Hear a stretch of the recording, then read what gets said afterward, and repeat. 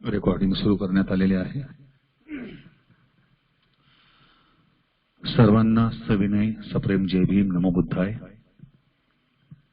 बुद्ध विहार समन्वय समितीच्या वतीने आपण जी वर्षावास ऑनलाईन व्याख्यानमाला सुरू केली, या व्याख्यानमालेत आज 62वे व्याख्यान सादर होत आहे। बुद्ध विहार समन्वय समितीचे सन्माननीय संस्थापक मुख्य संयोजक आदरणीय अशोक भाऊ सरस्वती बोधी हे या ठिकाणी उपस्थित झालेले आहेत। आपणा सर्वांच्या वतीने मी त्यांचे हार्दिक स्वागत करतो आणि आज या 62व्या व्याख्यानरूपी पुष्प गुंफण्यासाठी त्यांना आपणा सर्वांच्या वतीने दोन्ही हात जोडून विनम्रतापूर्वक सविनय विनंती देखील करतो। आज जो विषय भाऊ आपल्याला सांगणार आहेत, ज्या विषयावरती आज आपल्याला मार्गदर्शन करणार आहेत, हा विषय निश्चितच आपल्या सर्वांसाठी अत्यंत महत्त्वाचा असा विषय आहे।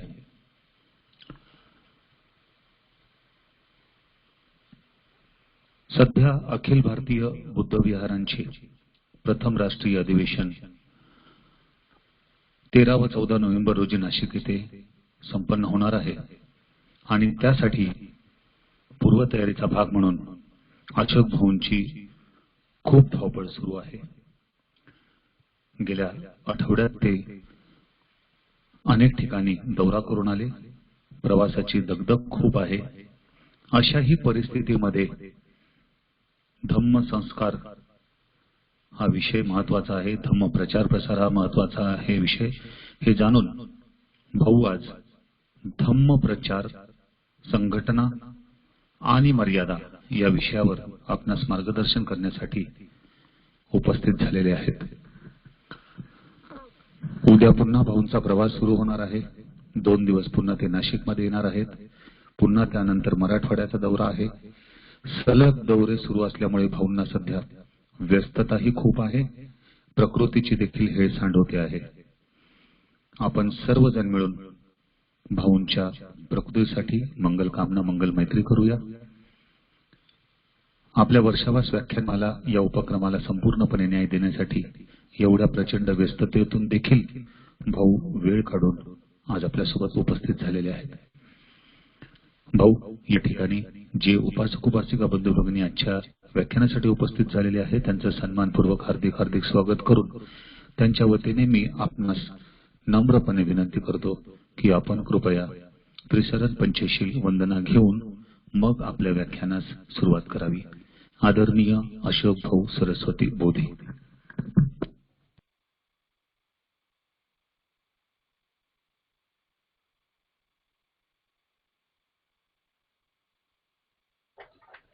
सर्वांना मैत्रीपूर्ण जय भीम। महाकारुणिक तथागत सम्यक संबुद्ध बोधिसत्व परमपूज्य डॉक्टर बाबासाहेब आंबेडकर, सद्गुरु महात्मा ज्योतिबा फुले, कबीर महाराज, गाडगे बाबा या महापुरुषांना, सद्गुरूंना मी आपल्या सर्वांच्या वतीने त्रिवार अभिवादन करतो आणि पंचांग प्रणाम करतो। पृथ्वीच्या पाठीवर बुद्धाच्या धम्माचा उपदेश करण्यासाठी जे माणसापर्यंत पोहोचतात आणि स्वतःला अरहंत होण्यासाठी श्रम करतात, त्या सर्व श्रमणांना, बुद्ध पुत्रांना, बौद्ध भिक्षूंना आपल्या सर्वांच्या वतीनं मी सर्वप्रथम क्षमा याचना करतो। म्हणते आमचेकडून बुद्ध धम्म संघ या 3 रत्नांप्रती काही दोष घडला असेल तर आपण आम्हाला क्षमा करावी। या क्षमा याचनेनंतर मी भिक्खू संघाला पंचांग प्रणाम करतो. त्याचबरोबर या व्याख्यानासाठी उपस्थित असलेले ज्येष्ठ आणि श्रेष्ठ जे उपासक आहेत त्यांना मी वंदन करतो. माझ्या बरोबरीचे जे असतील आणि माझ्यापेक्षा जे लहान असतील त्या सर्व भगिनी आणि बांधवांना मी मैत्रीपूर्ण जय भीम करतो. आदरणीय या उपक्रमाचे मुख्य समन्वयक शील सदाचार संपन्न बंधुवत मित्र प्राध्यापक उमेश पाठारे सर आणि आपण सर्व उपस्थितांचे मी मनापासून स्वागत करतो. पुढे या विषयाची मांडणी करण्याच्या आधी आपण त्रिशरण आणि पंचशील ग्रहण करण्यासाठी जिथे असाल तिथे जसे असाल तसे आपण हात जोडावे आणि माझ्यासोबत म्हणावं. अरहं सम्मा संबुद्धो भगवान् बुद्धं भगवन्तं अभिवादेमि. स्वाक्खातो भगवता धम्मो धम्मं नमस्सामि. सुपटिपन्नो भगवतो सावक संघो संघं नमामि. नमो तस्स भगवतो अरहतो सम्मा संबुद्धस्स. नमो तस्स भगवतो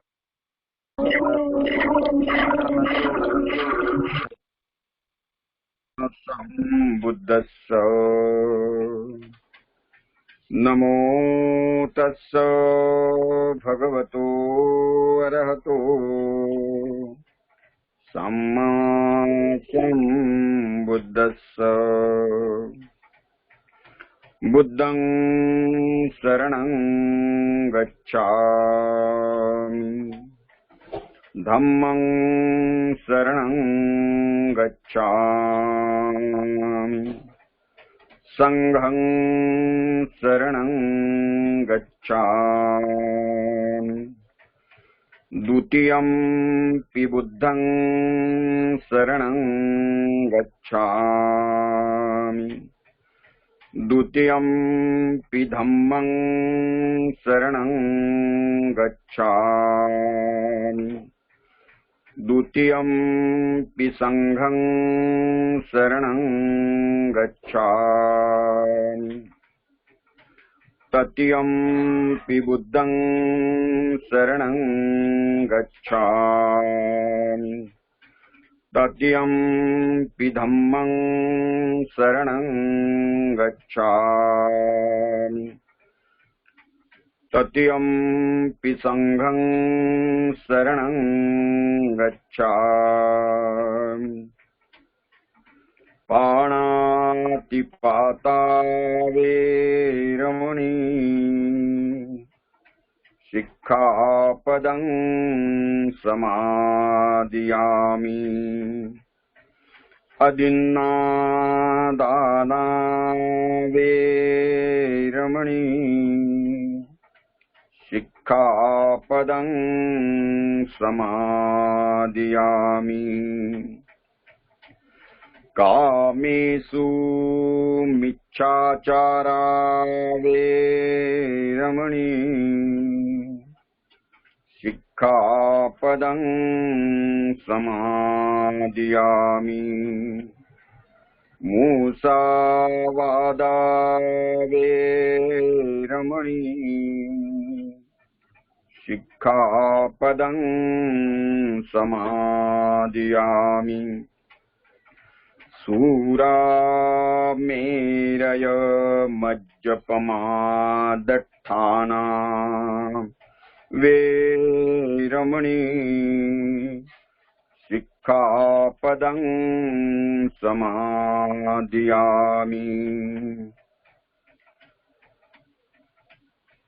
मूसावादा वेरमणि सिक्खापदं समादियामि। सूरा मेरयमज्जपमादट्ठाना वेरमणि सिक्खापदं समादियामि। साधु साधु साधु। बुद्धं नमामि, धम्मं नमामि, संघं नमामि। इमाय धम्मानुधम्मपटिपट्टिया बुद्धं पूजेमि। इमाय धम्मानुधम्मपटिपट्टिया धम्मं पूजेमि। इमाय धम्मानुधम्मपटिपट्टिया संघं पूजेमि।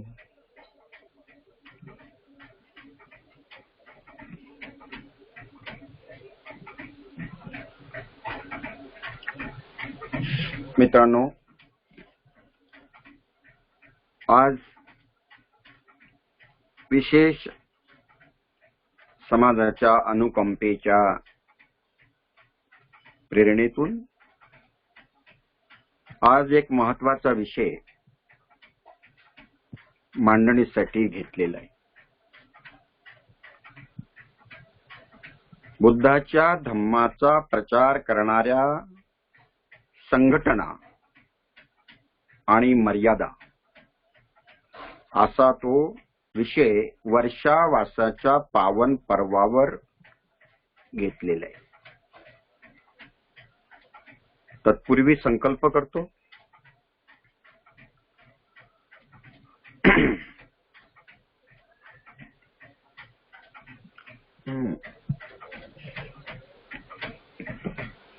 सर्वाभूती मैत्री जडावी,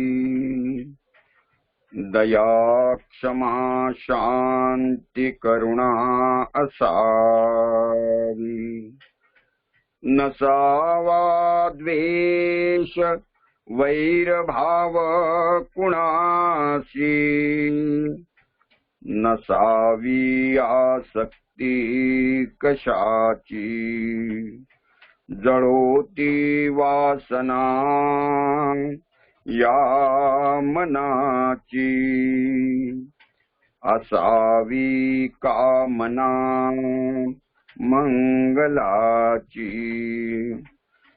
जिजावे शरीर क्रांतीसाठी, सत्यशोधक गुरु असो मज पाठी। स्वतंत्र समता बंधुत्व मूल्य असू दे हे सर्वश्रेष्ठ। दयाने होईल सुखी मानव, सत्ताना होईल भ्रष्ट। असू दे सदा हे सूत्र माझ्या मुखी, सर्व लोक सदा राहोत सुखी।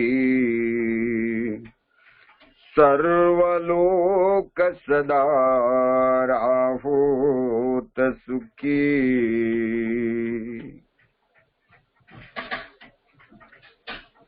महाकारुणिक तथागत सम्यक संबुद्ध बाबासाहेब आंबेडकर, सद्गुरू महात्मा ज्योतिबा फुले, कबीर महाराज गाडगे बाबा, यांच्या पावन स्मृतीला अभिवादन करून आजचा जो विषय आहे त्या विषयाच्या मांडणीला आपल्या सर्वांच्या आशीर्वादाने मी सुरुवात करतो.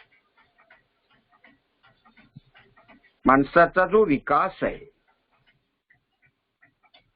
माणसाचं शरीर असो, माणसाचं मन असो, माणसाची बुद्धी असो, हा एकट्याने विकास होत नाही.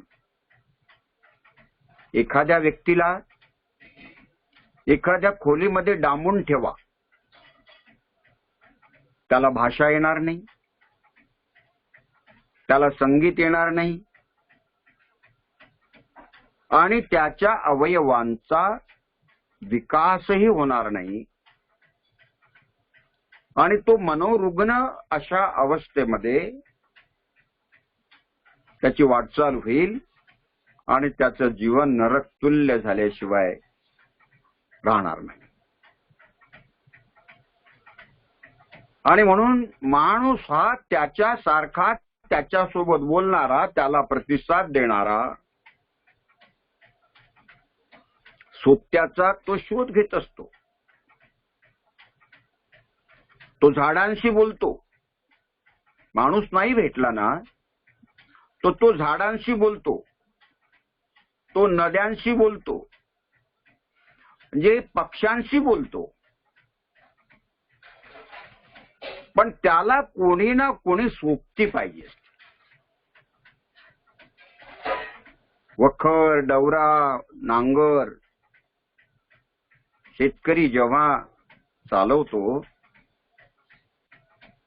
त्यावेळी तो बैलाला हाकताना गाणं म्हणतो. आताच्या पिढीला मोठ माहित नाहीये, पण माझ्या लहानपणी मोठीची आम्ही फार मजा घेत होतो. आंघोळ करायला जायचंय उन्हाळ्यात आणि विहिरीवरून चालणारी जी पाणी काढण्यासाठी जी मोठ होती शेतीचं ओलीत करण्यासाठी, आणि त्या मोटीमधून जे पाणी यायचं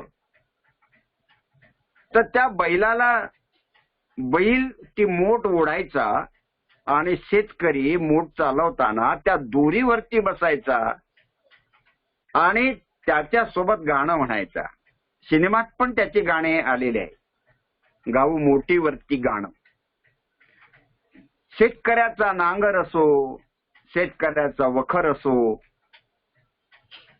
एकटा असला तरी तो गाणं गुणगुणतो सोबत्याच्या सोबत. त्याला सोबती पाहिजे असते. तो मुका राहू शकत नाही, तो डोळे मिटून सदा सर्वदा राहू शकत नाही, तो कानं सदा सर्वदा बंद करून राहू शकत नाही. असा हा मनुष्य आपला विकास समूहामध्ये करत असतो. धर्मतत्वज्ञान, मग तो कोणताही धर्म असो, त्या धर्मतत्वज्ञानानं माणसाला संघटित केलेलं आहे. त्याला शिकवताना त्याची साधना परिपक्व करण्यासाठी तपश्चर्या जरी करणारा असला तरी तो एकटा तपस्वी नाही राहत. त्या तपस्वींचा एक संघ असतो. पंचवर्गीय भिक्षू जसे होते त्याप्रमाणे. मग आपण तर माणूस आहोत आणि हे माणूस असताना आपला जो काही जीवनातला प्रवास चालतो आहे तो कुटुंबामध्ये चालला, कुटुंबातून सुरू झाला. आजचं कुटुंब लहान आहे. हम दो हमारा एक. काही वर्षापूर्वी हम दो हमारे दो, काही वर्षापूर्वी हम दो हमारे तीन, आणि त्याच्याही ते पुढे हम दो हमारे डझन भर. त्याला काही मर्यादा नव्हत्या. जेवढे होते तेवढे देवाची देणगी म्हणून लोक ते मानायचे. आणि या भरल्या पुरल्या घरामध्ये लेकरांचा विकास व्हायचा, बौद्धिक विकास व्हायचा.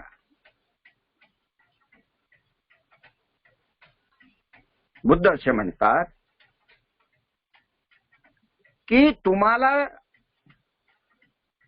निर्वाणाच्या मार्गानं वाटचाल करण्यासाठी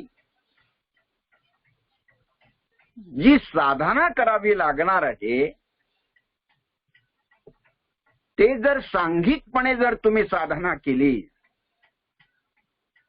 तर एक दुसऱ्याचं बळ प्राप्त होतं. समजा आपण एकट्यानंच आनापानसती केली किंवा 1 तासाची विपश्यना केली शिबिरामध्ये आणि घरी. आता ज्याला सराव आहे त्याचा काही प्रॉब्लेम नाही, पण ज्याला सराव नाही तो शिबिराच्या ऐवजी घरी जर ध्यान करायला लागला तर त्याला आळस येईल, त्याला कंटाळा येईल, त्याला झोप लागू शकते, तो मौन तोडू शकते, त्याच्या मनात वेगवेगळे विचार येऊ शकतात आणि तो मार्गापासून भरकटू शकतो. त्याची साधना ही परिपक्व होणार नाही. पण ते शिबिरात गेला, 10 दिवसाच्या शिबिरात गेला, तर गेल्याबरोबर त्याला काही एका रूम मध्ये नाही पाठवत. नवीन साधकांना एका रूम मध्ये नाही पाठवत, शून्यागारात. पण जे जुने साधक आहेत त्या जुन्या साधकांना मात्र शून्यागारात पाठवल्या जाते, कारण त्याचा सराव असतो, तो त्या साधनेमध्ये परिपक्व झालेला असतो. आणि नव्यानं आलेले जे साधक असतात ते जेव्हा 100, 200, 50, 25 लोकांच्या सोबतीला बसतात आणि एखाद्या वेळी त्यानं डोळे उघडलेच तर तो शेजारच्या पाजारच्या लोकांना पाहतो आणि त्याचे जेव्हा डोळे बंद असतात, त्यानं मांडी घातलेली असते, त्यानं हालचाल केलेली नसते, तर त्यापासून त्याला बळ मिळते. तो प्रेरणा घेतो आणि पुन्हा आपले डोळे लावतो आणि मांडी घालून तो पुन्हा साधना करतो आणि एक दिवस तो साधनेमध्ये परिपक्व होतो. आणि म्हणून भगवंताने संघ निर्माण केला. संघाचं एक दुसऱ्याला जसं बळ मिळते तसं एक दुसऱ्यावरती वचकपण असतो आणि एक दुसऱ्याला समजावण्याच्यासाठी बौद्धिक संपदेचं सांघिकीकरण पण होत असते. या तिन्ही गोष्टीचा लाभ तिथे होतो. आपण कमी पडलो, दुसरा जेव्हा चालत आहे, दुसरा जेव्हा त्या वाटेवर चालत आहे, आपण त्याचं अनुकरण करण्याचा प्रयत्न करतो आणि आपण आपला निश्चय, आपला संकल्प, दृढ संकल्प, आपलं अधिष्ठान हे मजबूत करण्याचा प्रयत्न करीत असतो. हे संघामध्ये राहून, एकट्यात राहून आपण तेवढं पहिल्या फेज मध्ये करू शकत नाही. म्हणून भगवंत म्हणतात सुखा संघस्स सामग्री. संघ करून राहणं हे सुखद असतं. बाबासाहेब आंबेडकर हीच गोष्ट चळवळीच्या संबंधानं सांगतात. शिका, संघर्ष करा आणि संघटित व्हा. या 3 सूत्रांवरती, या 3 तत्वांवरती बाबासाहेब आंबेडकरांनी या समाजाला गुलामगिरीतून मुक्त केलेलं आहे. त्याच्यामध्ये संघटित हा शब्द, हा मूल मंत्र, हे सूत्र, हे तत्व फार महत्वाचं आहे. आणि बाबासाहेब आंबेडकर सातत्यानं सांगत आले की बाबांनो, एक व्हा, संघटित राहा, विखुरलेला राहू नका, विभाजित होऊ नका, तुम्ही संघ करून राहा. संत महात्मे देखील सांगतात, बघ पशु पक्षी किती, संग तुनिया राहती, आपत्ती येता कोणती. जेव्हा एखाद्यावरती आपत्ती येते तेव्हा त्या पशु पक्ष्याचा संघ बळ एकवटून त्याचा प्रतिकार करतो. एक बोध कथा सांगतो. कोंबडी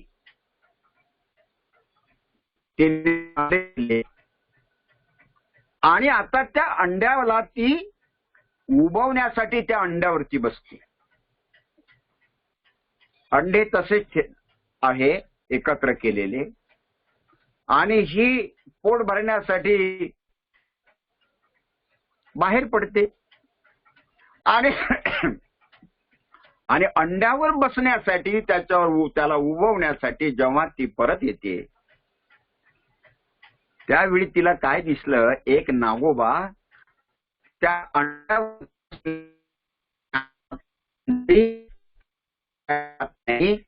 त्या कोंबडीला मात्र आता भीती वाटते. आता काय करायचं?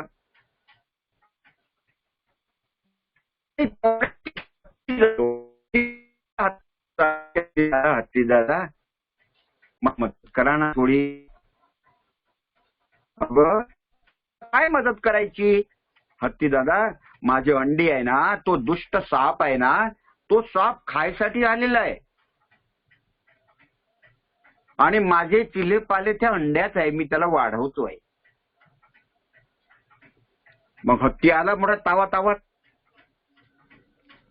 हत्ती विचार करतो की आता मी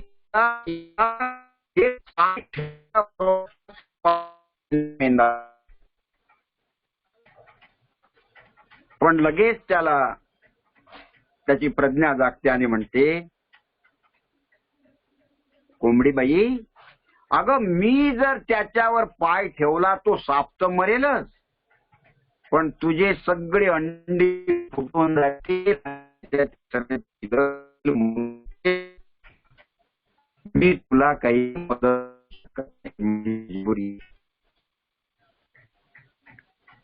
सगळ्याला सांगते, कोणाची न कोणाची मजबुरी असते. बरी छोटीशी मुंगी कोंबडीला म्हणते, मी तुला मदत करू शकते आणि तुझ्या पिलांना, तुझ्या अंडांना मी संरक्षण देऊ शकते. कोंबडी हसायला लागली. अगं इतकीशी तुम्हाला साप तू केवढी? कोंबडी बाई, मी काहीच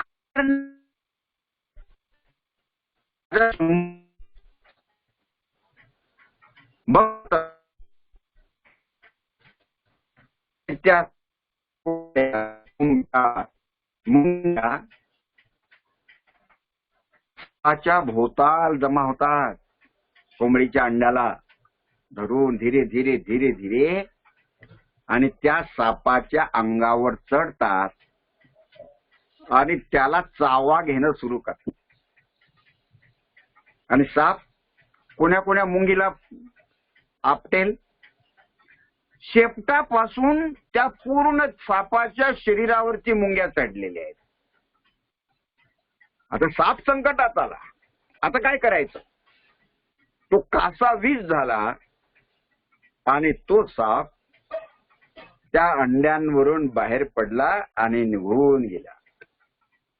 कोंबडी सुखी झाली, आनंदी झाली. त्या मुंग्यांचं बळ तिनं पाहिलं आणि त्यांना धन्यवाद दिले. या कथेचा बोध काय आहे? मुंगी लहानशी जरी असली तरी हजारो लाखो मुंग्या एकत्र झाल्या आणि त्याच्यापेक्षा काही पटीनं अवाढव्य असलेल्या सापाचा त्यांनी पाडावा केला. हरवलं सापाला. एक मुंगी हरवू शकली नसती, पण संघटनेनं त्या सापाला त्याने हरवून टाकलं. कधी कधी तुम्ही जिओग्राफीवरती पाहत असाल, सोनकुत्रे 10-15 कुत्र्यांची जी झुंड असते आणि ती 16 कुत्रे वाघाची शिकार करतात. लहान पोरांना सांगितलं की कुत्र्यांनी वाघाची शिकार केली तर कोणाला खरं नाही वाटणार, पण ती सोनकुत्रे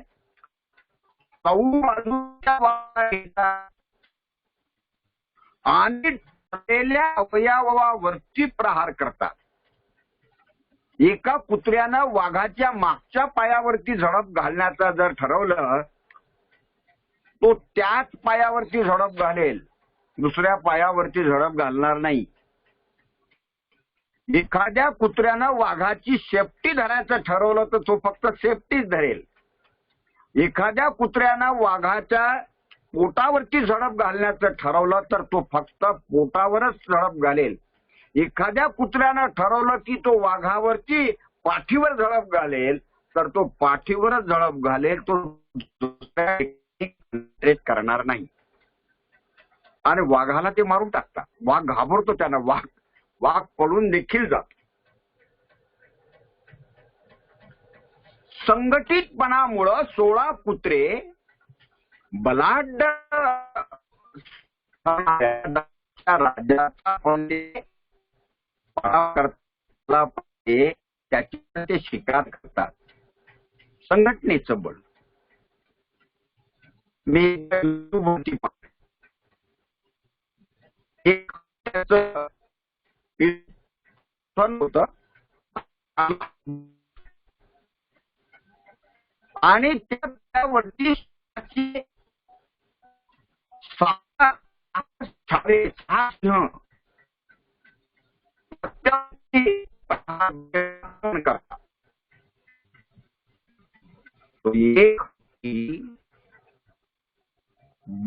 एकूण बुद्धीनं उद्देशानं 6 सिंहांना मात्र तो बदत नाही. जेव्हा त्याला असं वाटतं की आता हे 6च्या 6 वर आले तर तो तेव्हा पाण्यात जातो आणि पाण्यात वाघ गेला तर तो डुबतो, त्याच्या नाकातोंडात पाणी जातो म्हणून ते पुन्हा पळून जातात. कधी कधी असा प्रसंग दिसतो, पण बहुतेकदा संघटित बळाने त्या संबंधितांचा मात्र विजय होतो, त्याच्यामध्ये कल्याण होते. निसर्गातल्या गोष्टी आहेत. बाजारात गेलो आपण आणि बाजारात गेल्यानंतर आपल्याला फळ घ्यायची आहे म्हणून तिथं अंगूर दिसतात. त्याला विचारलं अंगूर काय पाव आहेत, काय किलो आहेत? त्यानं सांगितलं हे अंगूर 100 रुपये किलो आणि हे टोपली आहे ना, या टोपलीतले जे अंगूर आहेत ते फक्त 50 रुपये किलो. तुम्हाला कोणती पाहिजे? याने विचार केला अंगूर तर सारखेच आहे, हे 50 रुपये किलो आणि ते 100 रुपये किलो. ते त्या दुकानदाराला विचारतात, अहो एवढा फरक का केलाय तुम्ही? अंगूर तर सारखेच आहेत. त्यानं सांगितलं अहो जे अंगूर एक दुसऱ्या सोबत एकवटून आहेत, घड करून आहेत, ते घडाला चिपकलेले आहेत, त्याची किंमत जास्त आहे. आणि त्या घडापासून जे तुटले आणि एक एक एक एक भिन्न भिन्न झाले, त्याची किंमत, ते जरी असले तरी त्याची किंमत कमी आहे. विघटितपणा आला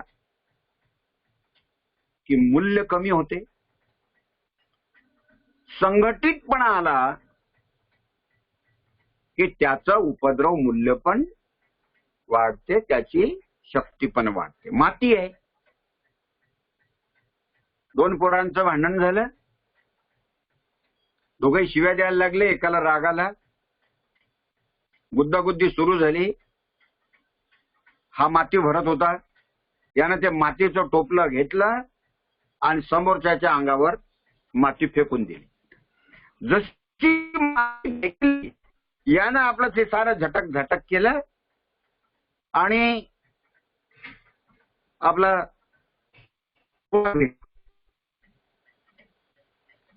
टोपलंभर माती फेकल्यानंतर त्याला काही इजा होत नाही, कारण त्या टोपलंभर मातीचं जे उपद्रव मूल्य आहे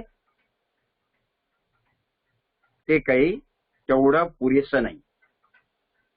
पण त्या टोपल्याभर मातीमध्ये पाणी टाकलं, त्याचा चिखल केला,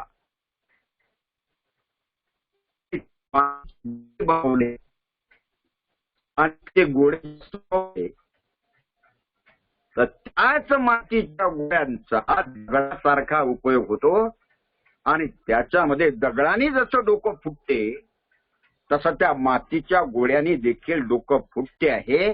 त्याचं उपद्रव मूल्य वाढलं, कारण टोपलंभर मातीमध्ये जे उपद्रव मूल्य नव्हतं ते विघटितपणामुळं नव्हतं, पण त्याच मातीचे कण जेव्हा संघटित झाले तेव्हा त्याचं उपद्रव मूल्य हे वाढलं.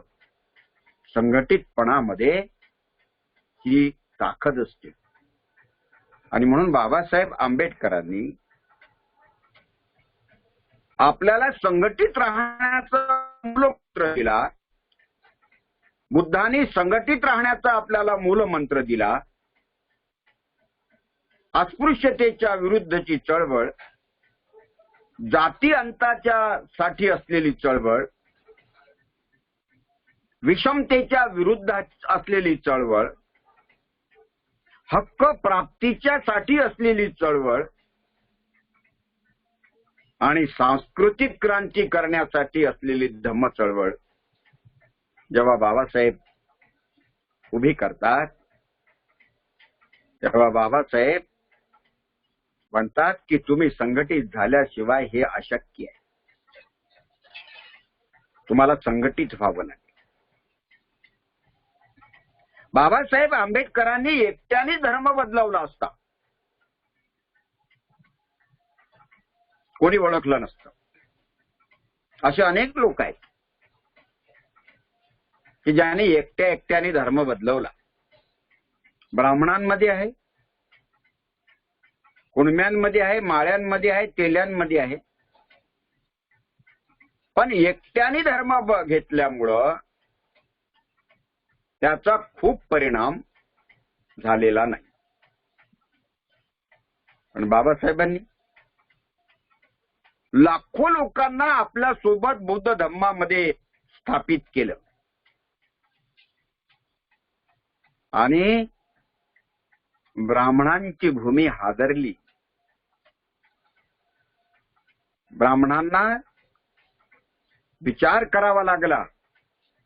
बाबासाहेबांनी त्याच्या विचारामध्ये परिवर्तन आणण्यासाठी त्याने धक्कातंत्र अवलंबलं. 14 ऑक्टोबर 1956 अशोक विजयादशमीच्या दिवशी बाबासाहेब आंबेडकरांनी हिंदू धर्म सोडला आणि बुद्ध धम्माची दीक्षा घेतली.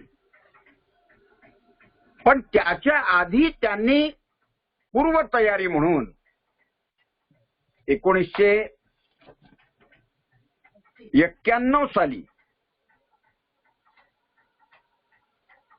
1991 साली त्यांनी भारतीय बौद्ध महासभेची निर्मिती करण्याच्या बद्दल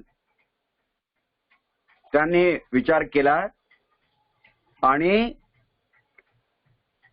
जी आपल्याला भारतीय बुद्ध महासभेची the buddhist society of India याची जी आपल्याला घटना दिसते ती 4 मे 1955 ला त्यांनी त्याचं रजिस्ट्रेशन केलं. म्हणजे रजिस्ट्रेशन जेव्हा केलं 55 साली, पण त्याच्या आधी त्यांनी विचार केला असेल की नाही? त्याच्या आधी त्यांच्या मनामध्ये त्या साऱ्या गोष्टी झाल्या. मी जेव्हा या समुदायाला बौद्ध बनवेल तर यांना धम्म प्रचारासाठी आणि धम्म जीवन जगण्यासाठी यांचा संघ करणं आवश्यक आहे. बुद्धाच्या संघाचे 4 स्तंभ आहेत. बौद्ध भिक्खू 1, भिक्षुणी 2, 3 उपासक आणि 4 उपासिका. हे बुद्धाच्या संघाचे 4 स्तंभ आहेत. आणि हे 4ही स्तंभ महत्वाचे आहेत.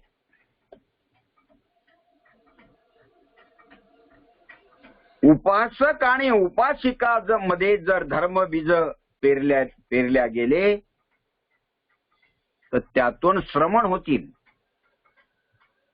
अनागारिक होतील, श्रोतापन्न होतील, त्यातूनच अरहंत पदाला प्राप्त झालेले भिक्षू निर्माण होतील आणि ते जगाचं कल्याण करतील. आणि उपासकच नसेल तर, उपासिकाच नसेल तर मार्ग खुंटला. म्हणून सारे भिक्षुणी होत नाही आणि सारेच्या सारे उपासक पण राहत नाही.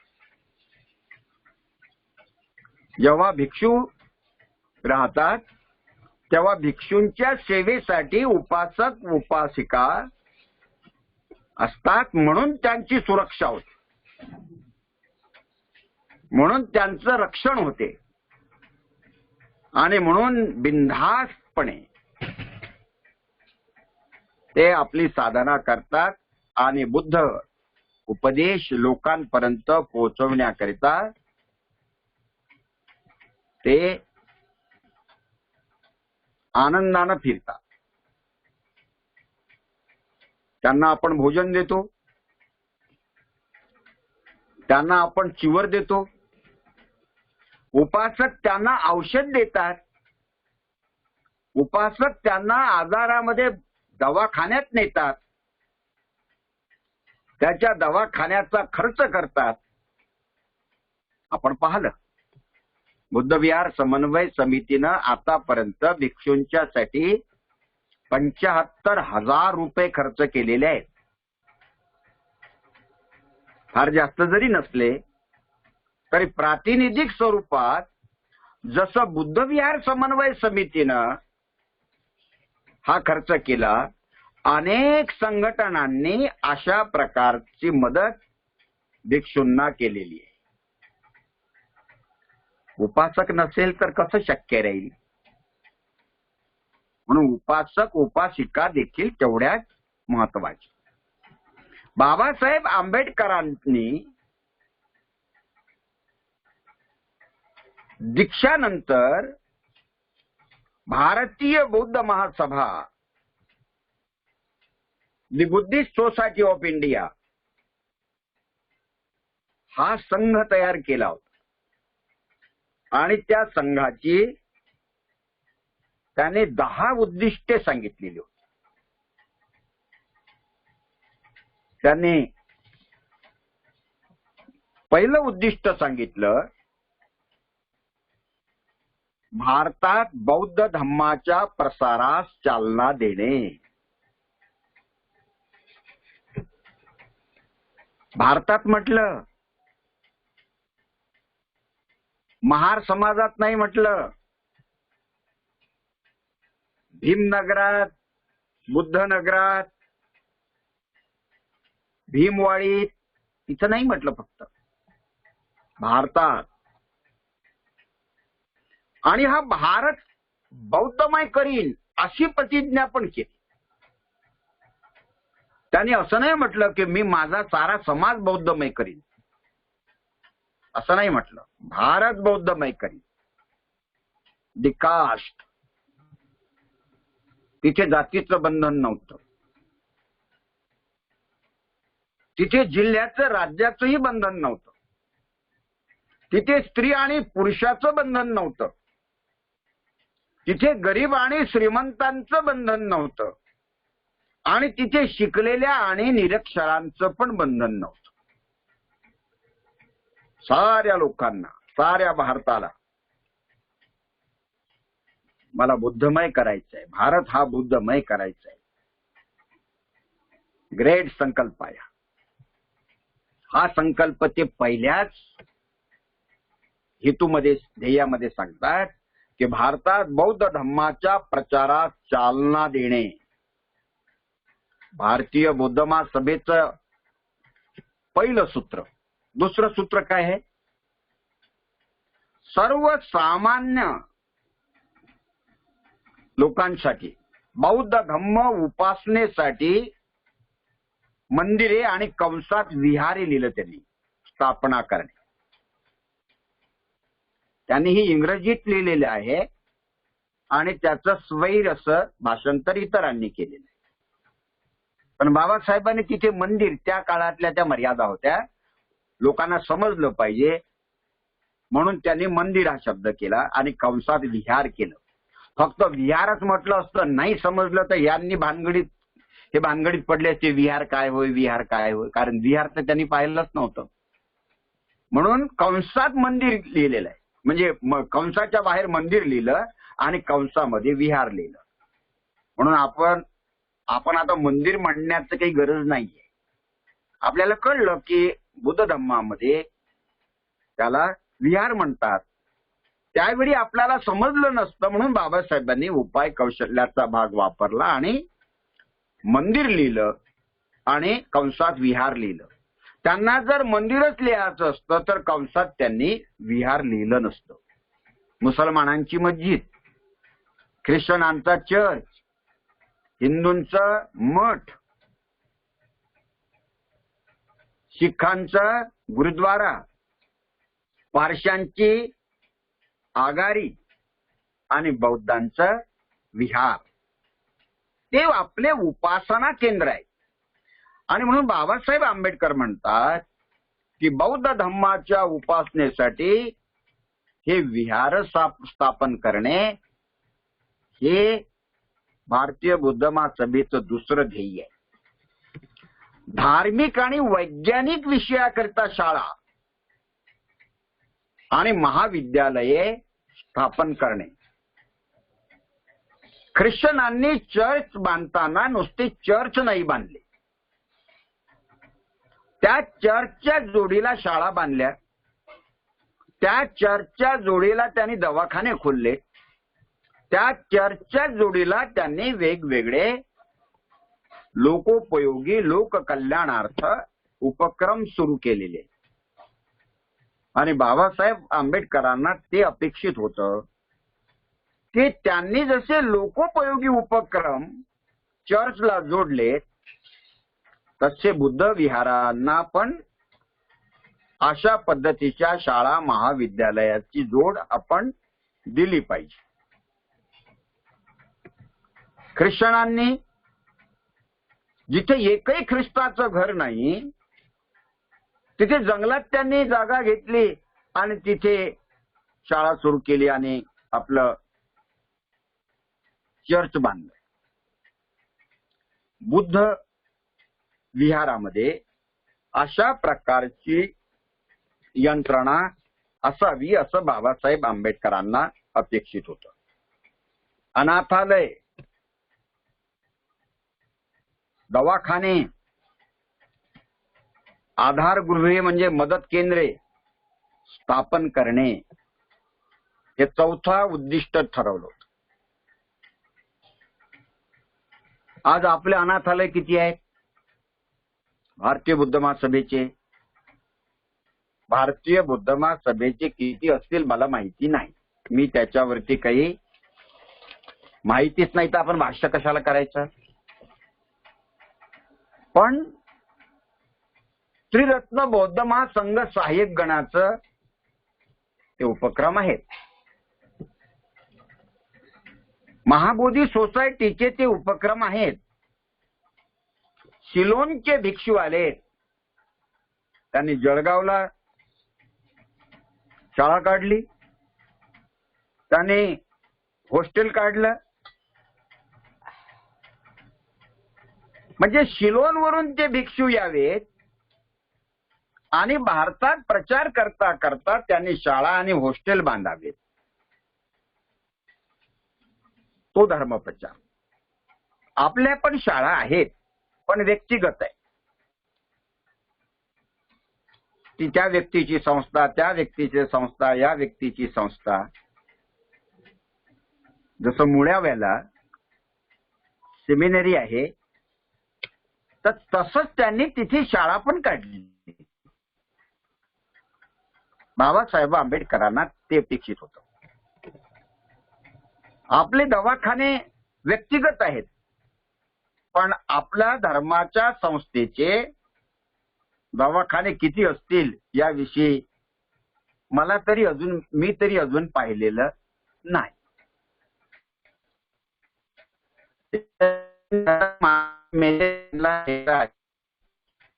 त्या लेकराला कोण पाहायचं म्हणून हे एक तर ख्रिश्चनाला देऊन टाकतात आणि नाही तर मग हिंदू साधूला देऊन टाकतात आणि ते त्याचे गुंडे बनवतात, मग धर्मगुंडे.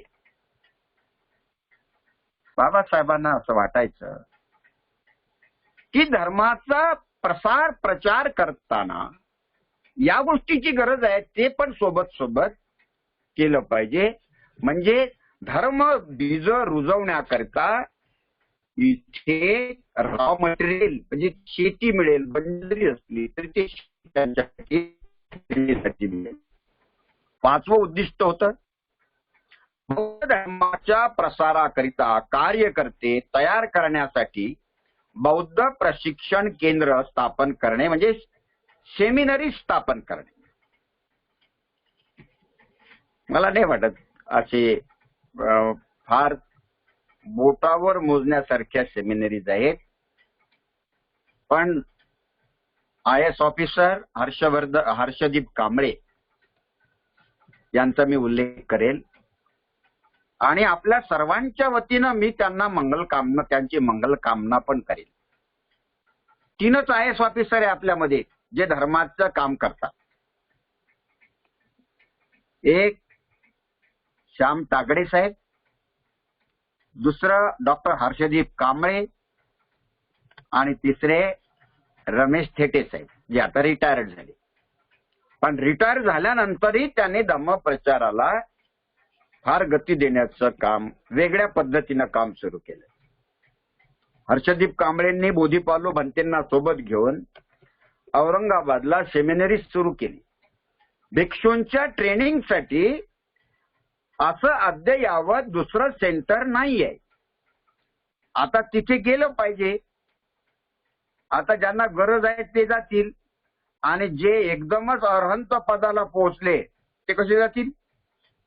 आपल्या व्याख्यानमालेमध्ये ज्यांना गरज आहे ते जुळतात आणि जे अरहंत पदाला पोहोचले, अत्युच्च ज्ञान त्यांनी प्राप्त केलं, त्यांना ऐकण्याची गरज नाही, वाचण्याची गरज नाही. ते आता बुद्धाच्या बिलकुल खालोखालच जाऊन बसलेले आहेत. त्याला बाकी त्यांना ऐकण्याची काही गरज राहिलेली नाही, असं उपहासानं म्हणावं लागतं. नाही तर आपण 100-125 लोक जॉईन झालो असतो का? बाहेरच्या लोकांमध्ये जे उत्साह आहे त्याच्या तुलनेमध्ये आपला उत्साह जास्त पाहिजे, कारण आपण जास्त समस्याग्रस्त आहोत. पण आपला प्रवाह हा असा उलटा दिसतो. आणि त्याच्यासाठी एक जे संस्कृती निर्माण व्हायला पाहिजे, त्याच्यासाठी ही सेमिनरीची गरज आहे, प्रशिक्षण, बौद्ध प्रशिक्षण केंद्राची गरज आहे.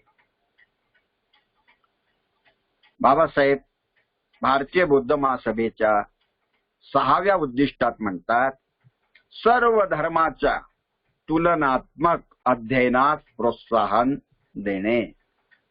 काय कारण आहे? तुमचा बौद्ध धम्म मानवी जीवनाच्या कल्याणाचा जो उपदेश करतो, त्याचं मूल्य हिंदू धर्माच्या उपदेशाशी आपल्याला तुलना करता आली पाहिजे. इस्लामच्या तत्वज्ञानाशी आपल्याला तुलना करता आली पाहिजे. जैनांच्या तत्वज्ञानाशी, ख्रिश्चनांच्या तत्वज्ञानाशी, जगातल्या कोणत्याही धर्माच्या तत्वज्ञानाशी, त्या धर्मदर्शनाचं म्हणजे त्याचं जे दर्शनशास्त्र आहे, त्या दर्शनशास्त्राचा आणि बौद्ध दर्शनशास्त्राचा जर आपल्याला अभ्यास असेल, तर आपण त्याच्यामध्ये जे नाही ते बौद्ध दर्शनशास्त्रामध्ये आहे, ते बुद्धानं सांगितलं, हे आपल्याला पटवून देता येते. आणि जर आपल्याला ते माहीतच नसलं तर, म्हणून आपल्याला वेदांचा पण अभ्यास पाहिजे, उपनिषदांचा पण अभ्यास पाहिजे, श्रुती, स्मृती, ब्राह्मणे यांचा पण आपल्याला अभ्यास पाहिजे. आपल्याला जसा त्रिपिटकाचा अभ्यास आपण करतो, तसा अभ्यास आपल्याला इतर धर्माच्या धर्मशास्त्राचा पण पाहिजे. आपल्याला कुराण माहित असलं पाहिजे, आपल्याला बायबल माहित असलं पाहिजे, आपल्याला गुरु ग्रंथ साहिब मध्ये काय आहे ते माहित असलं पाहिजे, बायबलमध्ये काय आहे आपल्याला ते माहित असलं पाहिजे. आणि त्रिपिटकामध्ये असणारं धम्म भांडार आणि इतर धर्माच्या ग्रंथांमध्ये असलेलं धर्म भांडार, आपण त्याची जर तुलना केली तर मग आपणही स्वतः क्षीरसागर होऊन आपणही चांगल्याची निवड करतो आणि इतरांनाही आपण चांगलं त्याच्या पुढ्यात टाकण्याचा प्रयत्न करतो. आपण जो अभ्यास केला पाहिजे, हा रिसर्च ऍटिट्यूड ठेवून अभ्यास केला पाहिजे. बौद्ध धर्माचा अभ्यास कसा कराल? त्याचा रिसर्च ऍटिट्यूड पाहिजे ना. वारकरी संप्रदायामध्ये ज्या संतांनी अभंग लिहिले, त्या अभंगाची त्या वारकऱ्यांचा प्रेरणा स्रोत वेद आहे का, स्मृती आहेत का, श्रुती आहेत का, उपनिषदे आहेत का, की बुद्ध हे त्याचं प्रेरणास्थान आहे? हे केव्हा कळेल आपल्याला? जेव्हा आपण वारकऱ्यांचं साहित्य वाचू, तेव्हा ते आपल्याला कळेल. आणि म्हणून सर्व धर्माचा अभ्यास केला पाहिजे. 7वं बुद्ध बाबासाहेब म्हणतात, सर्वसामान्य लोकांना बौद्ध धम्माचा खरा अर्थबोध करून देण्यासाठी बौद्ध साहित्य प्रकाशित करणे आणि हस्तपत्रके व छोट्या पुस्तिका काढून त्याचं वितरण करणे. तर जे आपल्या जवळ आहे ते आपल्याला लोकांना देण्यासाठी ते आपण छापलं पाहिजे आणि त्याच्यासाठी आपले छापखाने पाहिजे. गरज भासल्यास भिक्खूंचा नवा संघ निर्माण करणे, 8वा हेतू सांग. गरज भासल्यास जर प्रस्थापित भिक्खू संघ जर आपल्याला अपुरा पडत असेल, तर तुम्हाला नवा त्याच्यामध्ये मॉडिफिकेशन करावं लागेल. म्हणून बाबासाहेब म्हणतात, दरेकांना धम्माची दीक्षा द्यावी. बाबासाहेब स्वतः दीक्षा घेतात चंद्रमणी गुरुजीकडून, महास्तवीराकडून, पण लाखो जनसमुदायाला दीक्षा देताना चंद्रमणी गुरु त्यांच्याकडून दीक्षा दिल्या जात नाही. बाबासाहेब स्वतः आपल्याला दीक्षा देतात. याचं कारण असं आहे, मी जर तुम्हाला दीक्षा देऊ शकतो तर तुम्ही गावागावात जा. मी नाही पोहोचू शकणार, भिक्षू नाही पोहोचू शकणार, नाहीच तर कुठचे पोहोचतील? तुम्हीच जा आणि तुम्हीच त्यांना धम्माची दीक्षा द्या. त्रिचरण पंचशील दिलं का झाली दीक्षा. सोपे मार्ग, किचकट होऊ द्यायचं नाही. विनाकारण त्या नाही बाबा हे नाही झालं तर असं होईन, ते नाही झालं तसं होईन, असं नाही. जे सोपं आहे त्याचा अवलंब आपण करायचा. 9वा उद्देश बाबासाहेब सांगतात, बौद्ध धम्माच्या प्रचारार्थ प्रकाशनाचे कार्य सुरू ठेवण्यासाठी मुद्रणालय, छापखाने आपले असले पाहिजे. भारतीय बौद्धांचे सामायिक कृतीसाठी, सांघिक कृतीसाठी आणि बंधुभाव स्थापन करण्यासाठी, भावनेचा संवर्धन करण्यासाठी मेळावे आणि परिषदांचं आयोजन आपण केलं पाहिजे, असं बाबासाहेब भारतीय बौद्ध महासभा स्थापन व्हायच्या आधी, म्हणजे हे लिहितात, नंतर स्थापन करतात आणि त्याच्यानंतर आपल्याला बौद्ध धम्माची दीक्षा देतात. आता आपल्याला काय मर्यादा आलेल्या आहेत? जे बाबासाहेबांनी 55 साली लिहिलं, आज 55 पासून 2021 पर्यंत आपण आलेलो आहोत. आपण बाबासाहेबांच्या अपेक्षा पूर्ण करण्यामध्ये आपण कमी पडलो. कारण असतीलच, कारणाशिवाय काहीच होत नाही. पण तेच घेऊन बसायचं काय? आपण नाही हे नाही केलं, आपण ते नाही केलं, आपण असं होतं, आपलं तसं होतं. रोने वालों के साथ लोग हमेशा रोया नहीं करते, हंसने वालों के साथ लोग हंसा करते. जे नेहमी निगेटिव्हच जातात त्याच्यासोबत कोण रडगाणं करायला येईल? उदास लोकांच्या सोबत ते तर उदाशी फैलवतात. वराडामध्ये त्याला बुहारी म्हणतात. जे नेहमी अप्रसन्न लोक असतात त्याला जे उदासीनता निर्माण करत असतात. नाही झालं आमच्याकडून 50 वर्षात, 60 वर्षात, 70 वर्षात, आता करू ना आपण. आता करायला काय झालं? कालच्या त्या मर्यादा होत्या, आमच्याजवळ शिकलेले लोक नव्हते, आम्हाला कोणी उपदेश करणारे लोक नव्हते, आमची धार्मिक संघटना ही मजबूत नव्हती, आमच्या समाजाचं पूर्णपणे राजकीयकरण झालं होतं, तेही आमच्यासाठी गरजेचं होतं. पण आता आमच्याजवळ शिक्षण आलं, आमच्याजवळ राजकारणामध्ये काम करणारे नेते झालेत, आमचे पक्ष निर्माण झालेत. एक सोडून 50-50, 100-100 पक्ष आमचे निर्माण झालेत. आमच्याकडे नेत्याची काही कमी नाही आहे. जरी तुकड मस्तान असले तरी हजारोंच्या संख्येनं आमच्या समाजामध्ये नेत्यांचा जन्म होत असतो. त्याचं आयुष्य भलेही 2-3 वर्षाचं असू द्या, पण नेते पैदा आपल्या समाजात जेवढे होतात तेवढे कोणत्याच समाजात नेत्यांचा जन्म होत नाही. त्याचं आयुष्य कितीही असू द्या. आमच्या समाजात धर्म प्रचार करणाऱ्या संघटना ही वारे माप आहेत, त्याची काही कमतरता नाहीये. ते 5-25 लोकांचंच असेल पण ते आहेत. हे पॉझिटिव्ह आहे आपल्यामधलं, आपल्यामध्ये ऊर्जा आहे. आणि आता आपल्यामध्ये साधनं नाहीत असं म्हणण्याचा दळभद्रीपणा आपण करायचा नाही. आपल्याजवळ साधनं पण आहे. लाखोंच्या संख्येनं नोकरदार वर्ग आहे, हजारोंच्या संख्येनं उद्योग करणारे, लहान मोठा धंदा करणारे लोक आहेत. आज आपल्याकडे पैसा नाही असं आपण म्हणू शकत नाही. तुमचे 3-3 मजली जर बिल्डिंग असेल तर काय बिना पैशानंच आहेत का? सारे आपले लोक झोपडपट्टीतच राहतात का? आपल्या कॉलनीत झालेल्या आहेत. आपल्या कितीतरी लोकांकडे 4 चाकी गाड्या आहेत, 2 चाकी गाड्या आहेत. म्हणजे आता आपण खूपच लोअर लेवलला आहोत आर्थिकदृष्ट्या असं समजण्याचं काहीही कारण नाही. पण मर्यादा ही पडली का देणाऱ्याने द्यावं कुठं. घेणाऱ्याची ओंजळ ही अशी पाहिजे की त्या ओंजळीतून सांडायला नको.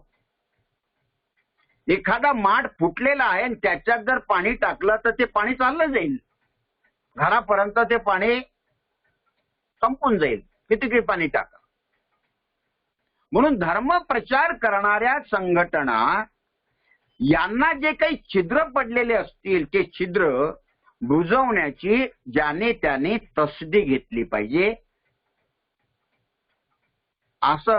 अशी माझी त्या सगळ्यांना याचना आहे. हे जर झालं तर त्याची दुरुस्ती, आपण घराची दुरुस्ती करतो ना, ज्यांच्या घरावरची कौलं आहेत, वादळ आलं की कौलं उडून जातात आणि मग पुन्हा आपण कौलं व्यवस्थित नीट करतो. घरावरचे टीन जर उडाले तर आपण तसंच ठेवत नाही, पुन्हा टीन बसवतो आपण. तसंच संघटनांचं पण आहे.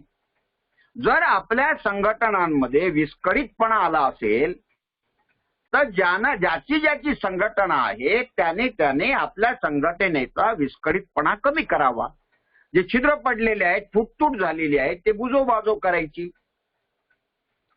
आणि मग आपला युगो जर थांबतच नसेल, कमीच होत नसेल, तर सर्व संघटनांनी कॉमन मिनिमम प्रोग्राम वरती एका ठिकाणी यायचं.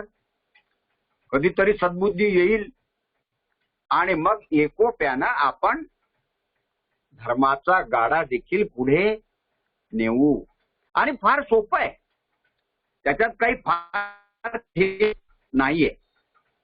बुद्धविहार समन्वयाची जी संकल्पना जी काही मी पुढे केली त्याच्या पाठीमागचा हाच विचार होता. बुद्धविहारांचा समन्वय याचा अर्थ काय आहे?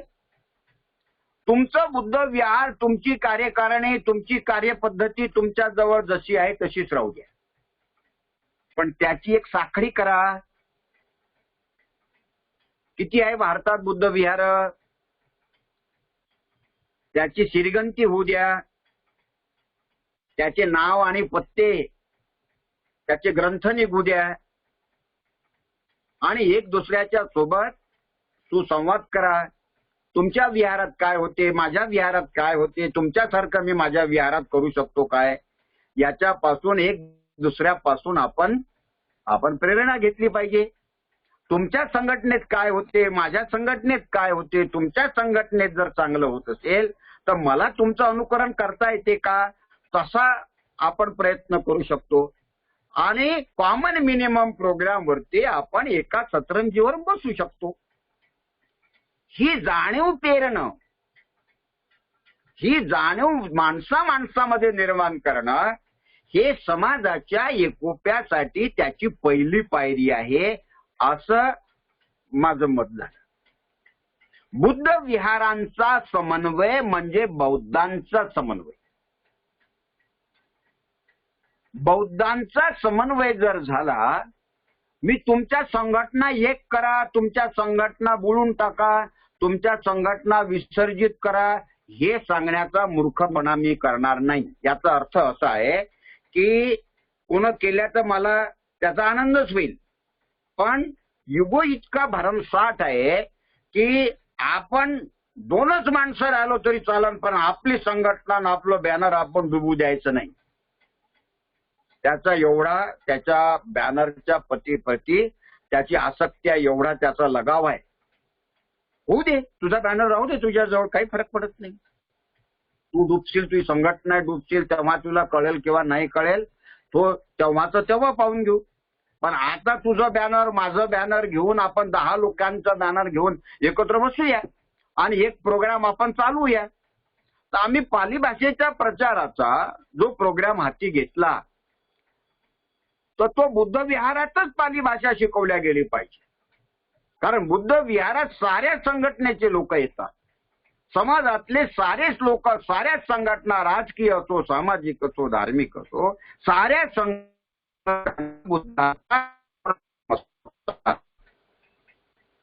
बुद्ध विहारांचा समन्वय म्हणजे बौद्धांचा समन्वय. कालच्या एका मीटिंग मध्ये आपले कार्यकर्ते वर्धेचे बुजुर्ग कार्यकर्ते तायडे साहेब असे म्हणाले की आपण बुद्ध विहार समन्वय समितीनं गरजूंना आपण मदतीचा हात दिला पाहिजे. बरोबर आहे, त्यांचं काही चुकलेलं नाही. आणि टाटा बिर्लानी जरी म्हटलं का मी माझ्या संपत्तीतून साऱ्यांना मदत करन,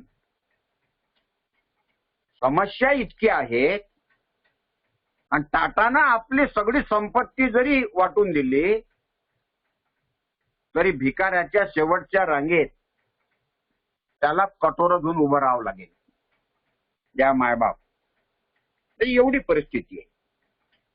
अशाही परिस्थितीमध्ये आपण संघटितपणा जर दाखवला तर आपण समाजाच्यासाठी मदतीचं काम करू शकतो. जुन्या विहारांना आपल्याला डागडुजीसाठी मदत करता आली पाहिजे. नवीन विहाराच्या बांधकामात मदत करता आली पाहिजे. ज्या विहारात बुद्ध रूप नाही त्या विहारात बुद्ध मूर्तीचं तुम्हाला देता आलं पाहिजे. एखाद्या विहारात साऊंड सर्व्हिस नाही, तुम्ही त्याला ती प्रोव्हाइड केली पाहिजे. एखाद्या विहारात लायब्ररी बांधून दिली पाहिजे. भिक्षू निवास नसेल तर भिक्षू निवास बांधून दिलं पाहिजे. हे आपण करू शकतो, ते कठीण नाहीये. भारतामधल्या 1,00,000 कुटुंबांनी एकत्र येऊन समन्वय केला. जास्त नाही, फक्त 1,00,000 कुटुंब. 1,00,000 कुटुंबांचा फक्त वार्षिक सदस्य फी झाली. आपण 120 रुपये त्याची सदस्य फी ठेवली, वार्षिक सदस्य फी. 120 रुपये गुणेला 1,00,000 म्हणजे 120 लाख रुपये एका वर्षाला येतील. 120 रुपये देणं झोपडपट्टीतल्या रिक्षावालाही देऊ शकतो, फक्त त्याचं मन तयार करणारे लोक तयार झाले पाहिजे. मग मन तयार करणारे किती लोक लागतील?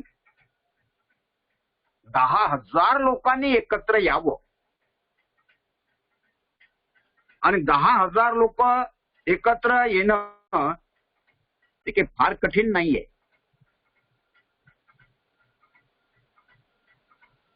आपल्याकडे जिल्हे किती आहेत, आपल्याकडे तहसील किती आहेत,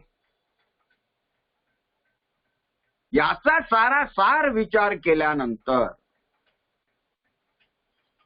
एका तालुक्यातून आपण 5 लोक तयार करू शकलो तर आपल्याकडे 10 ते 15,000 कार्यकर्ते तयार होऊ शकतात. आणि या एका कार्यकर्त्यानं फक्त 100च लोकांना सदस्य बनवलं आणि 120 रुपये वार्षिक वर्गणी जर त्यानं घेतली तर वर्षाकाठी आपल्याकडे 120 लाख म्हणजे 1,20,00,000 रुपये जमा होऊ शकतात. त्या मुंग्यांसारखं ताकद तयार होते. आणि 120 लाखांपैकी अर्ध्या रुपयाचं वाटप तुम्ही ह्या गोरगरिबांच्या साठी मदत त्याचा सांगा वाटा, आणि अर्धी मदत तुम्ही समाजाच्या उत्थापनासाठी कन्स्ट्रक्टिव्ह काम करा. आपण असा संकल्प करतोय की जिल्ह्यामध्ये एक तरी महाविहार असलं पाहिजे, त्याची प्रतिकृती सारखी असली पाहिजे, तिथे भिक्षू असले पाहिजेत, त्या भिक्षूला हिंदी इंग्रजी आणि त्याची जी लोकल भाषा आहे ती त्याला चांगली बोलता आली पाहिजे. एका बाजूला शंकराचार्य, दुसऱ्या बाजूला आपला त्या विहाराचा आचार्य, एका बाजूला पोप आणि दुसऱ्या बाजूला आपले बौद्ध भिक्खू. पायलीला 50 बौद्ध भिक्खू जमा केल्यापेक्षा जेवढे जिल्हे असतील तेवढे बौद्ध भिक्खू त्याचे आचार्य आणि त्याचे बाकीचे शिष्य. आणि त्या बुद्ध विहारामध्ये फक्त बौद्ध भिक्खू आणि फक्त बुद्ध मूर्ती आणि उपासक उपासिका नाही, दवाखाना जोडून कुठे वृद्धाश्रम, कुठे अनाथालय, कुठे शाळा, कॉलेज असे उपक्रम. आणि त्या आस्थापनेचा हेड आपले बौद्ध भिक्खू. त्याला मामा नसतो, काका नसतो, मुलगा नसते, मुलगी नसते, बाप नसते, माय नसते, त्याचा माता पिता सारे आपणच असतो. त्याला कुठला स्वार्थ राहणार आहे? आणि बौद्ध भिक्खूंना एका ठिकाणी एकाच विहारात 3 वर्षाच्या पेक्षा जास्त वर्ष राहू नाही द्यायचा.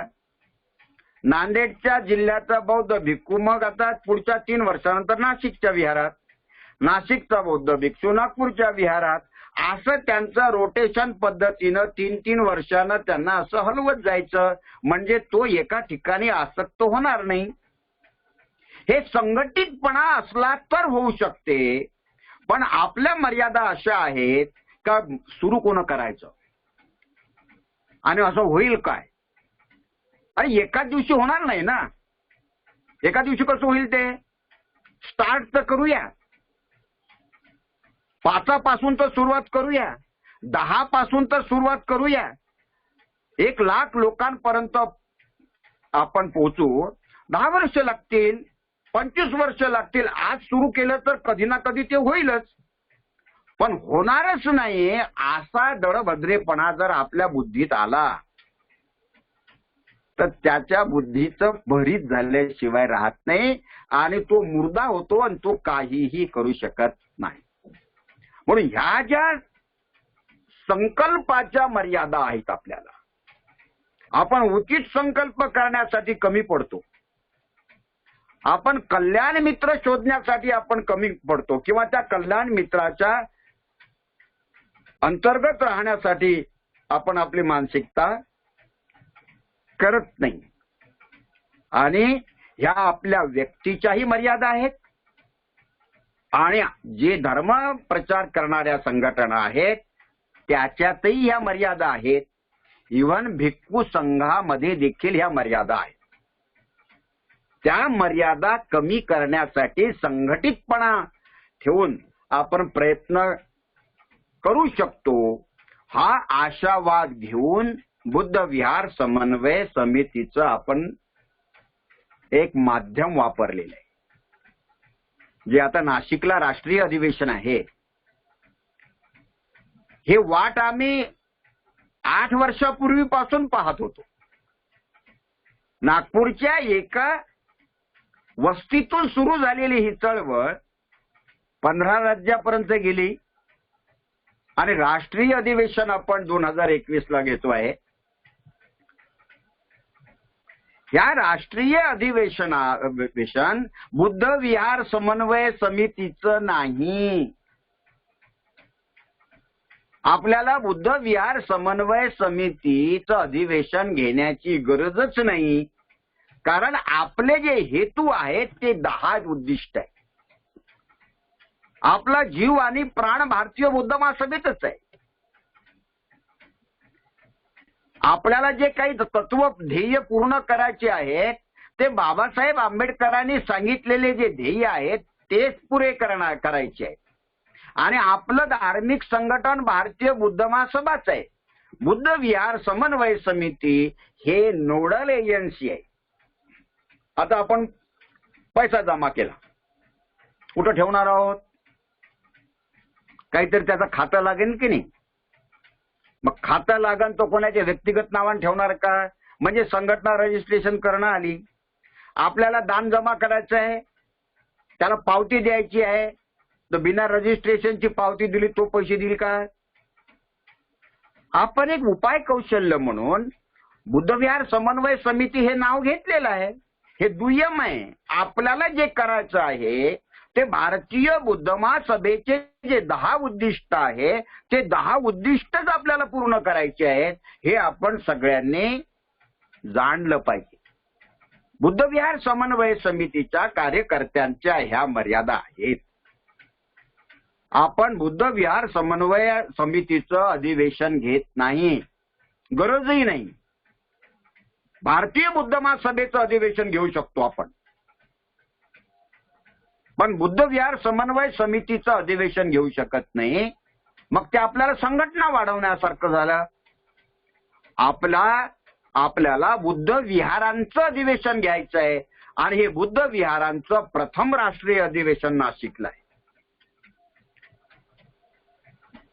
नीट लक्षात घ्या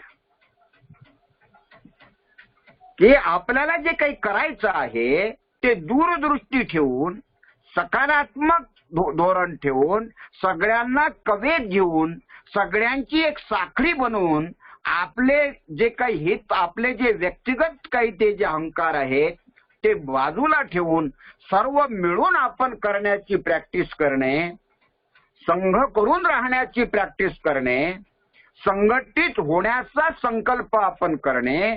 तर त्याच्यासाठी हे फक्त माध्यम आहेत, हे उपाय कौशल्य आहे. आपण सगळ्यांनी हे समजून घ्यावं.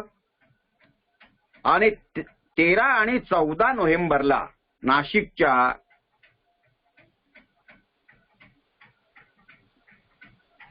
या ऐतिहासिक नगरीमध्ये आपल्याला तिथे यायचं आहे. त्याच्यासाठी आपल्याला रजिस्ट्रेशन करायचं आहे. त्याच्यासाठी आपल्याला दान पण द्यायचं आहे. जे 1000 रुपये देतील त्यांचा स्मरणिकेमध्ये फोटो येईल.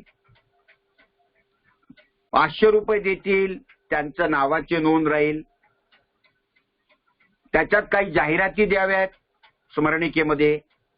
आणि गरीबातल्या गरीब व्यक्तीलाही त्याच्यासाठी मला काही द्यायचं आहे तर त्याच्यासाठी 100 आणि 200 रुपयाच्या दानाची पण व्यवस्था केलेली.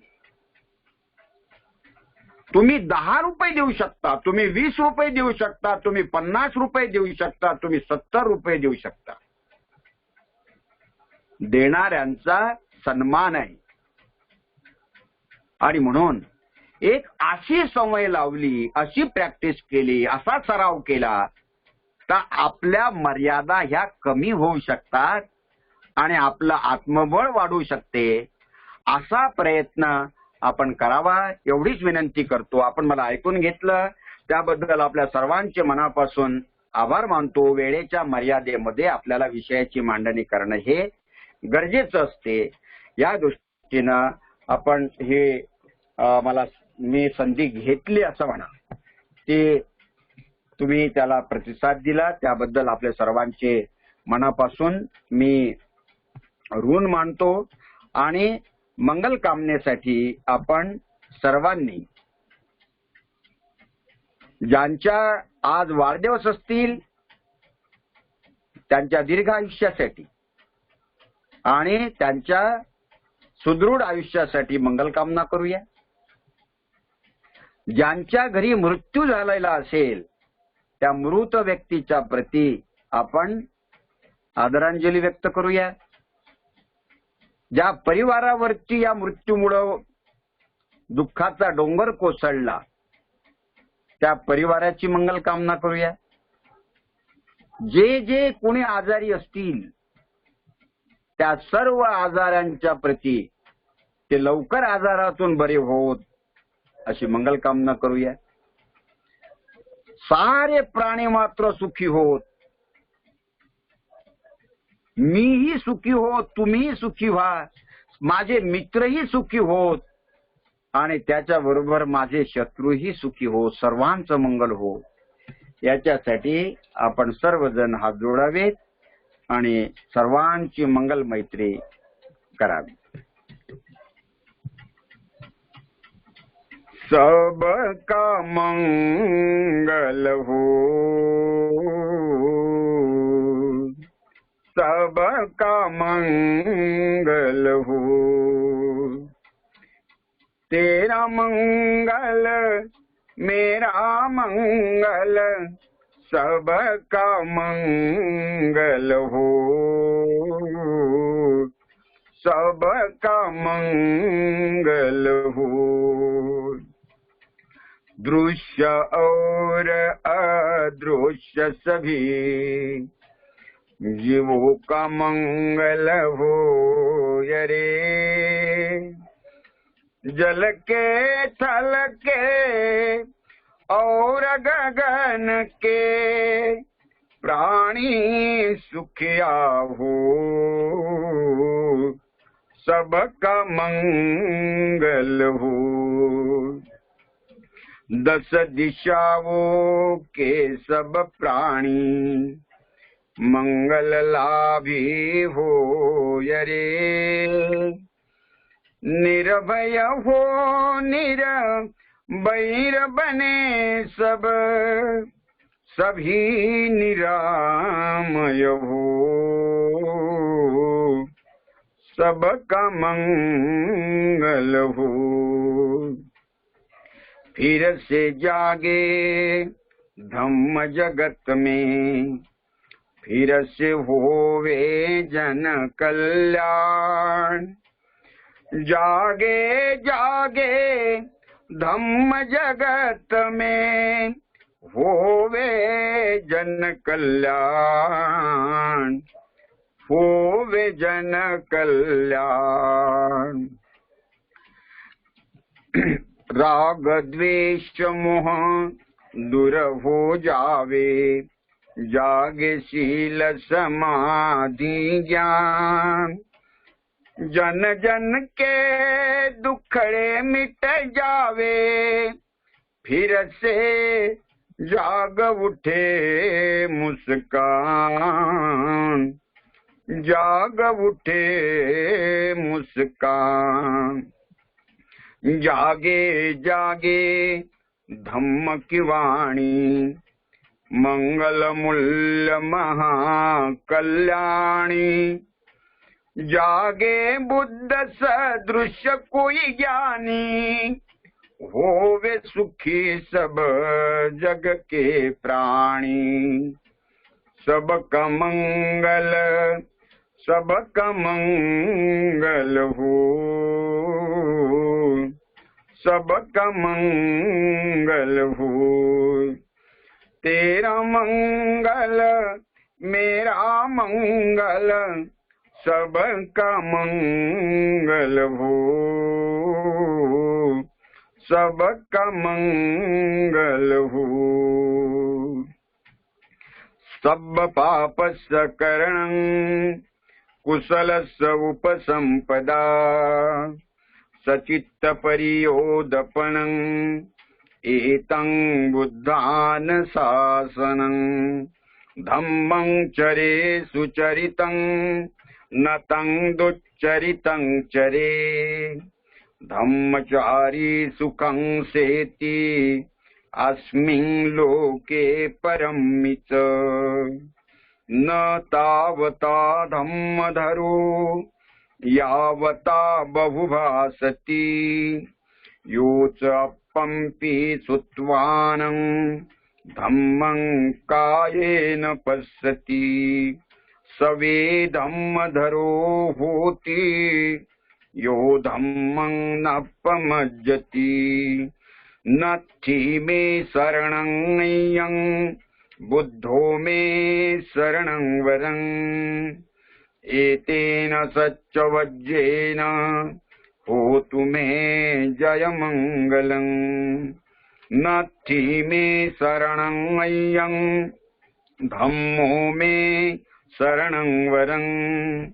एतेन सच्चवज्जेन होतु मे जयमङ्गलम्। नत्थि मे शरणं यं संघो मे शरणं वरं। एतेन सच्चवज्जेन होतु मे जयमङ्गलम्। साधु साधु साधु। इमाय धम्मानुधम्म पटिपट्टिया बुद्धं पुजे। इमाय धम्मानुधम्म पटिपट्टिया धम्मं पूजेमि। इमाय धम्मानुधम्म पटिपट्ट्या संघं पूजेमि। उद्या दुपारी 2 वाजता अकोला येथे पत्रकार परिषद आहे। 3 वाजताला अकोला जिल्ह्याची मीटिंग आहे आणि त्याचं आयोजन, ती जबाबदारी अकोला जिल्ह्याचे आपले शिलवंत डोंगरे आणि सूरज मेश्राम यांनी घेतलेली आहे।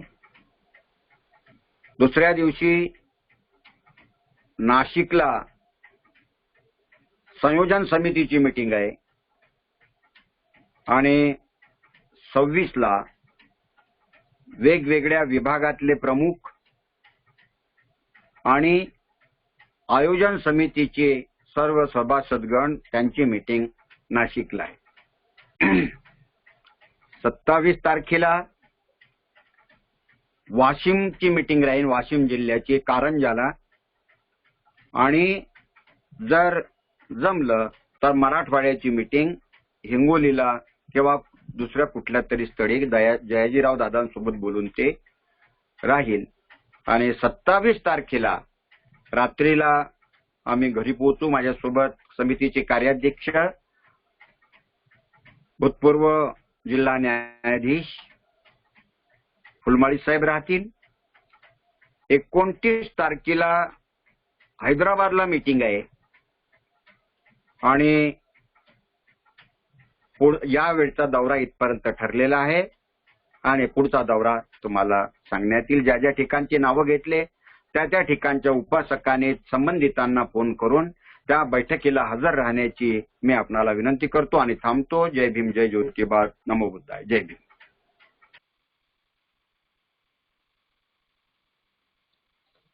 खूप खूप धन्यवाद भाऊ। आदरणीय अशोक भाऊ यांनी आज या 62व्या व्याख्यानाप्रसंगी धम्म प्रचार संघटना व मर्यादा या विषयावर अतिशय समर्पक, प्रभावी, उपयुक्त असे मार्गदर्शन केले। आपल्या सर्वांचे अगदी सुंदर असे प्रबोधन केले। आदरणीय अशोक भाऊ, आम्ही सर्वजण आपले अगदी मनापासून खूप खूप आभारी आहोत, ऋणी आहोत। अधिवेशनाच्या निमित्ताने झंझावाती दौरे सुरू असताना देखील आपण या व्याख्यानांसाठी जाणीवपूर्वक वेळात वेळ काढून उपस्थित असतात, त्याबद्दलचा आनंद व्यक्त करतो आणि आपले पुनश्च आभार व्यक्त करतो। उद्या सायंकाळी 7:30 वाजता याच लिंकवर सर्वजण पुन्हा भेटूया, एक नवीन विषय, नवीन वक्ता। तोपर्यंत आपणा सर्वांची रजा घेतो। सर्वांना पुनश्च नमो बुद्धाय, विसविनय सप्रेम, जय भीम, मनापासून धन्यवाद। Good night.